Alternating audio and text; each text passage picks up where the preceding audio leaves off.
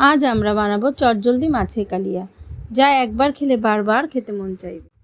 এটি বানানোর জন্য প্রথমে রুই মাছের গাদার পিস নিয়ে তাতে নুন হলুদ মাখিয়ে রেখে দিলাম। এরপর মশলা তৈরির জন্য মগজ, আদা, রসুনকে নিয়ে শিলে বেটে নিলাম। শিলে বাটা মশলার টেস্টই আলাদা হয়। আপনারা চাইলে মিক্সির ব্যবহারও করতে পারেন। অন্যদিকে আরেকটি পাত্রে একটু টক দই ফেটিয়ে আমি রেখে দিলাম। এরপর কড়াইতে তেল দিয়ে তেল গরম হলে তাতে মাছগুলো ভেজে তুলে নিলাম। তারপর ওই তেলেই গোটা গরম মশলা, গোটা জিরে, তেজপাতা ও একটি শুকনো লঙ্কা দিয়ে হালকা লাল হয়ে এলে কুচনো পেঁয়াজটা ওর মধ্যে দিয়ে দিলাম।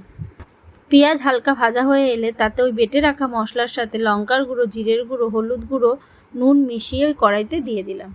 হালকা কষিয়ে তাতে কেটে রাখা টমেটো দিয়ে আবারও একটু কষিয়ে নিলাম। এরপর আমি টক দইটা ওর মধ্যে দিয়ে দিলাম। মশলা থেকে তেল বেরিয়ে এলে অল্প পরিমাণ জল ও একটা চেরা কাঁচা লঙ্কা দিয়ে দিলাম। তারপর ওর মধ্যে রুই মাছের ভাজার পিসগুলো দিয়ে একটা ঢাকনা দিয়ে ঢেকে দিলাম।